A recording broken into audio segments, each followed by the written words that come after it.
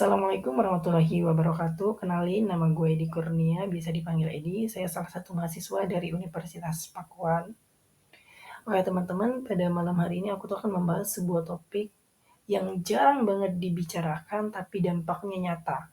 Serta juga ini tuh bukan soal masalah kesehatan doang, tapi tentang kepedulian kita. Jadi topik pada malam hari ini yaitu penyakit menular seksual, tabu menjadi bahaya. Apa sih itu PMS? PMS, penyakit menular seksual, adalah infeksi yang dapat ditularkan melalui kontak seksual, baik vaginal, anal, ataupun oral. PMS ini disebabkan oleh berbanyak faktor seperti virus dan juga bakteri.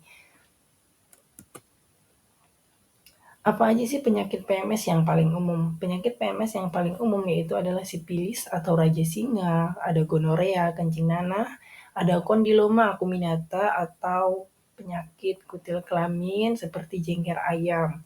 Dan juga yang paling umum dan paling banyak itu ada HIV dan AIDS. Yang dimana semua penyakit ini sangat berbahaya dan tidak menunjukkan gejala yang signifikan sehingga banyak orang yang tidak tahu bahwasannya dia terinfeksi oleh virus ini, atau ada juga virus HPV, Human Papilloma Virus. Nah, berdasarkan fakta, penyakit menular seksual di Indonesia itu sangat tinggi, teman-teman. Ada sekitar 83,6% kasus HIV di Indonesia ditularkan melalui hubungan seksual dan 70% dari 5 tahun yang lalu. Dan ini sumbernya dari Kemenkes RI. Apakah media membahas topik ini? Nah, media itu jarang banget membahas mengenai topik PMS ini, baik di TV, radio, atau platform streaming, karena ini dianggap hal tabu atau sensitif. Padahal ini tuh nyata banget bahayanya dan harus kita bahas gitu kan.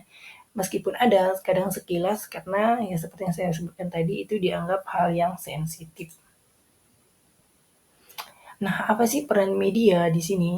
Nah, berdasarkan informasi di sini, resiko terhadap HIV itu sangat tinggi untuk remaja, yang dimana berdasarkan informasi yang saya baca, 50% itu yang terinfeksi adalah usia yang sangat sangat rentan, yaitu 15 sampai 24 tahun yang terkena penyakit menular seksual ini. Bahkan ada yang di bawah 15 tahun. Hal ini harus kita jadikan keperhatian penting, itu perhatian yang sangat tinggi, baik itu peran media. Peran media di sini ada sebagai sarana komunikasi dan juga sebagai agenda perubahan sosial, yang dimana media dapat berperan penting dalam penyampaian pesan, persuasif, dan lain sebagainya. Dan tidak hanya media juga, banyak juga dari lingkungan sekolah dan lingkungan keluarga untuk terus mengedukasi bahwasannya penyakit menular seksual itu sangat berbahaya dan diajarkan bagaimana cara pencegahannya.